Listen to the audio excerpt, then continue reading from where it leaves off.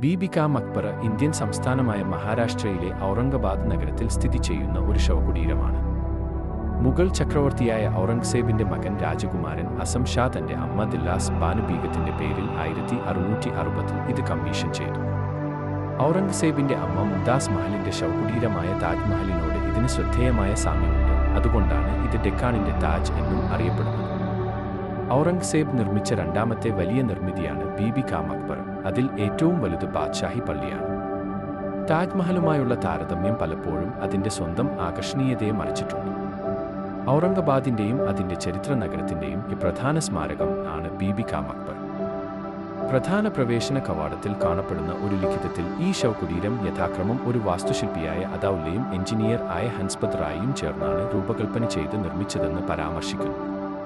താജ്മഹലിന്റെ പ്രധാന ഡിസൈനറായ ഉസ്താദ് അഹമ്മദ് ലഹോരിയുടെ മകനായിരുന്നു അദൌല്ല.